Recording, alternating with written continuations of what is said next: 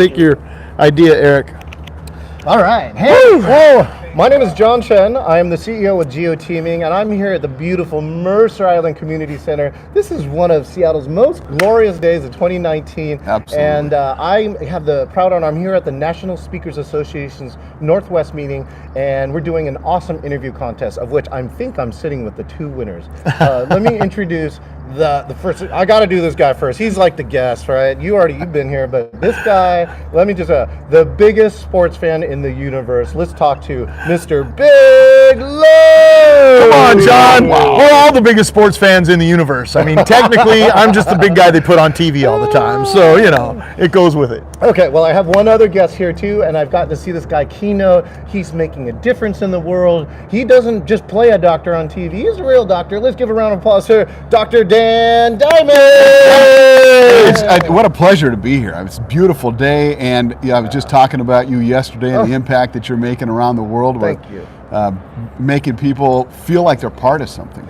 Well, I just love the Bruno Mars song on like the last couple of weeks. I just #blessed, right? Oh. Every day. It works. It works, that's for sure. Well, so, a lot of people, of course, may not know you, even though you're the biggest sports fan and the awesomest speaker in the world. So like in a synopsis, when you get like a minute-ish, how do you tell people who you are?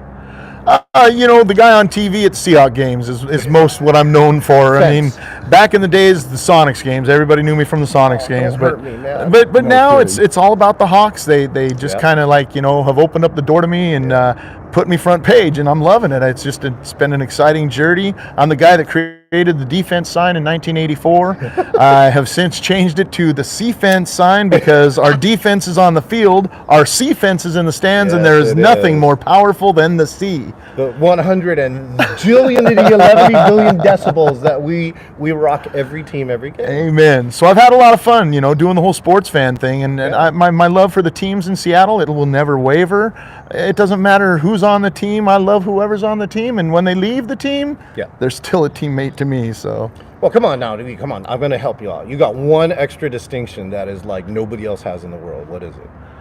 well, the biggest fan. I mean, but there's other things besides that. I mean, there's life in general. Oh, I know. But we're talking about your action figure. Come My on. action figure, that's nothing. That's not even an accomplishment. What about the book? I wrote a book. Oh, you wrote a book. Yeah. What's See, the book you don't say? even know that, huh? Well, you didn't give me a copy. I'll trade you. It's The good. book title is C-Fence, the story of Big Lou, Seattle's biggest fan, Aw. and it's quite it just tells the journey Behind the scenes. behind the scenes. It's You mean it's not all rainbows, unicorns, Oh, and, God, and no. Wilson? nobody in life can tell you their life is absolutely perfect. I can't. They'd be a fibber.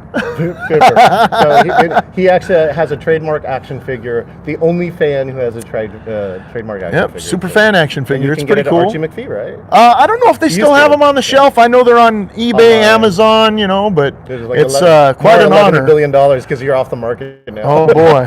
And what's Stop funny it. about that is, everybody used to say, "Why do you want an action figure?" It's like, well, technically, I can play with myself all day and get away with it. So that's pretty cool. And scene. Okay.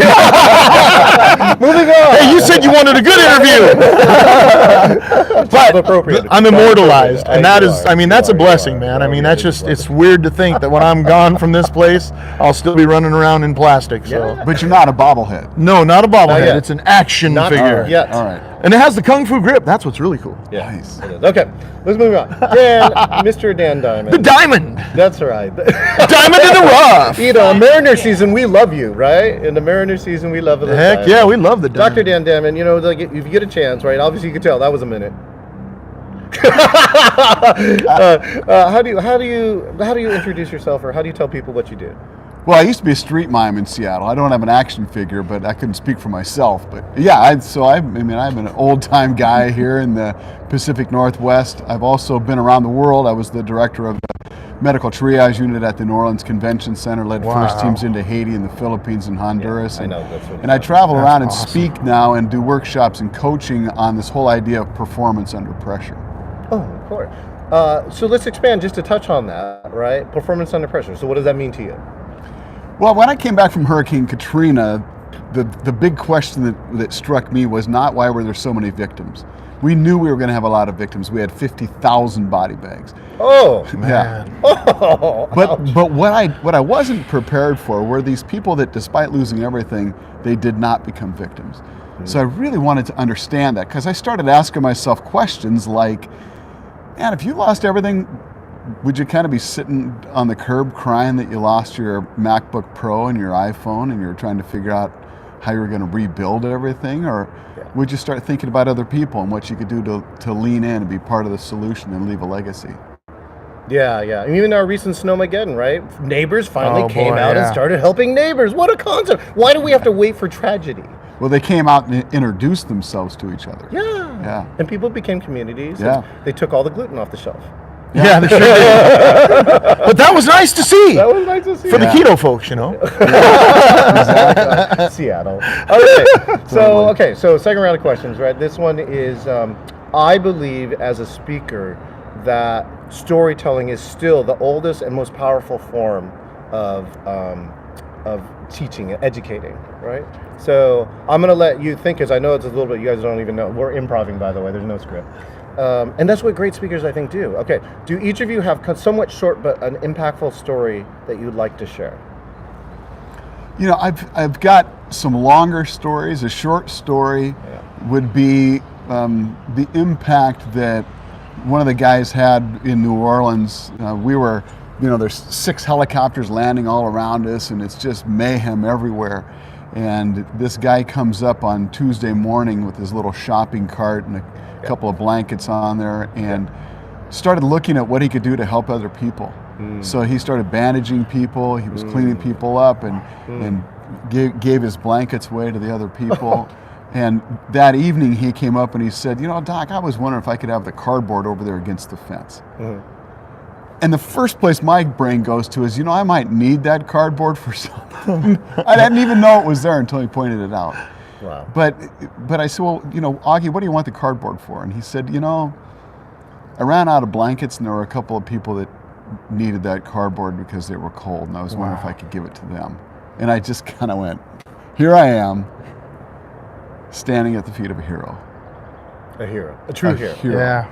Yeah. So I'm going to follow you. I'm going to give Loa just a... Boy, that's rugged. I mean, how am I going to follow that up? I know. Well, I'm going to give you a little time because I'm going to follow up that story, which is I'm going to credit this story to Tim Sanders, one amazing, top-notch keynote speaker, very good friend, and past executive at Yahoo, right? When Yahoo was a thing, and it's still a thing, I know. So he followed up that story, and he said they were working with Timberland, right? It's a boot company, and they decided to go back and because they lost all their conference business. Wow. Right? Yeah. It was devastating. Yeah. And this conference said, we want to come as soon as a hotel open or whatever, or somewhere to stay, and we want to hold our conference here to support.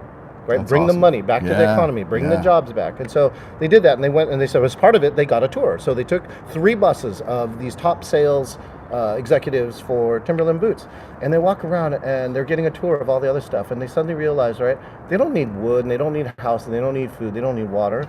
Everybody's in New Orleans, right? They're wearing flip-flops, Wow.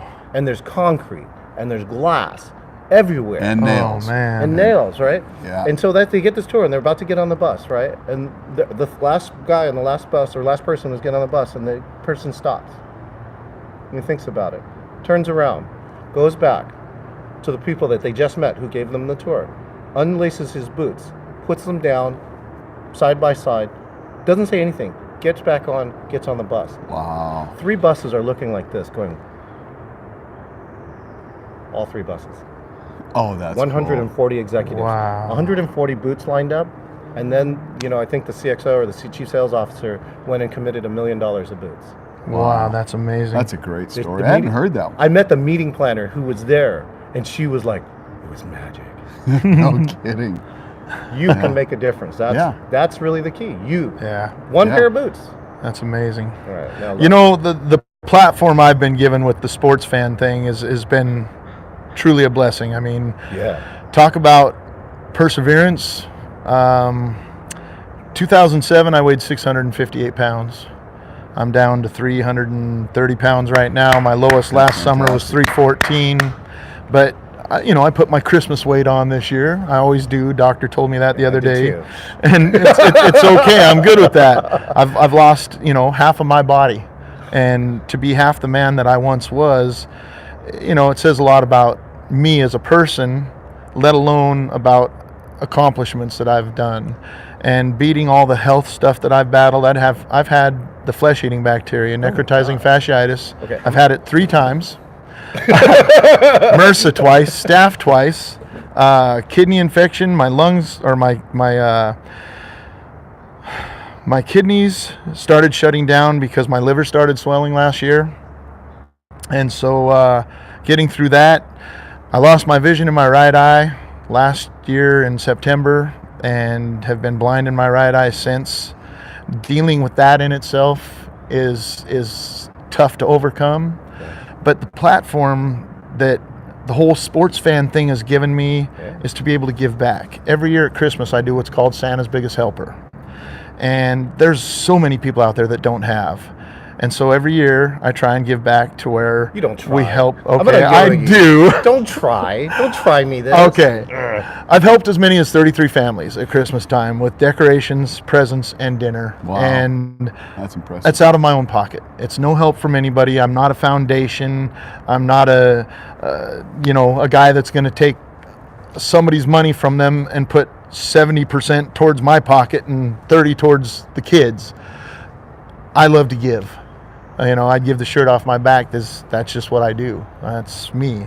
And the platform that I have, I've been able to do so many things, but I know God's got so much more for me because He's put me through these trials and tribulations, these obstacles to overcome, and I've done it. My diabetes, I'm beating it.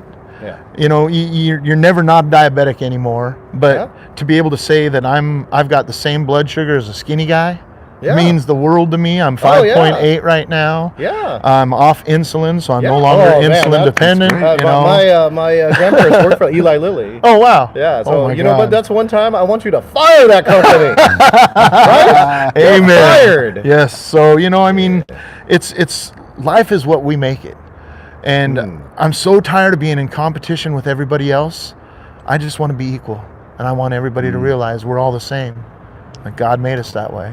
So Utopia, right? yeah, that's my mission. Is just show everybody we're all the same. Well, in this last bit of show, right? Let's just move on to the final round here, which is, there's a lot of aspiring speakers out there, and it's right. It's number 1 or 2, and the most scared of things, right? It's over death. Right? More people are afraid of dying than speaking in front of an audience. So, what can each of you say, right, succinctly, to aspiring speakers out there? There's a lot of people who want to speak, but they're afraid. My dad gave me a piece of advice a long time ago. He said that speaking to a crowd is just like speaking to people one-on-one, except you're saving time. Amen. That's a great way to look at it. That's funny. That's a good one. And it's really helped me. I mean, I enjoy doing it. The other thing that I would say to somebody that's an aspiring speaker is there's a lot of work off the stage. It's one thing to get up and be able to tell your stories, but there's a tremendous amount of work and discipline that happens off the stage. That's the hard part. In our company, we like to say people have no idea what it takes to make the perfect 60 minutes. Yes, Right? exactly Like a football right. team. Right, Perfect right. 60 Yeah, minutes, yeah. so. A lot of coaches were that way. Be perfect today. That was their motto. Their mantra is be perfect today. There was only one perfect person. Yeah. They put him on a cross. Yeah. So it's tough to be perfect down here, but you know what? We can be the best that we can be. Yeah. And that's all we have a choice to do is be our best. So Is that your advice to speakers? my advice to speakers is don't be bashful, don't be shy, because I'm a big and crazy guy. I mean, pretty much that's it in a nutshell. dang, You know, Get out of my way. Give me the mic. Can I have that? yeah, I mean, it's just like talking to your friends. Tell things how you feel. Tell people how you feel. Tell life how you feel, and then show it. So. Well, no, in this day and age too, everyone could be a personality. You got a phone, you got a television station in your pocket. That didn't used Amen. to happen. And so, the only advice that I would have, because I'm my 22nd year of doing corporate team building and speaking to people, and you can see I got a little bit of skills. Hey, I'm in my rookie season. Hey! so one of my greatest facilitator trainers told me this. He goes, every time I come to speak, right, I just have to make a difference in one person's life. That's right. And if I do that, I feel like I'm successful. And so, I'm actually going to make a difference in your life. You find me a 501c3 that will fund this amount of money to you. I'm going to grant you $1,000 to your Christmas project. Wow. Thank you, buddy. I can do that. I think you're going to make a difference in more families, and I think that That's has my to happen. mission, pal. That's my mission. you And know? this is the other part about being on the platform. When you talk about your mission, people will come and help you. Yeah. So, Very, very true. so come to National Speakers Association's Northwest meeting, and you too could get $1,000, or just get people that help you. We'll see you next time. See you later. Thank you.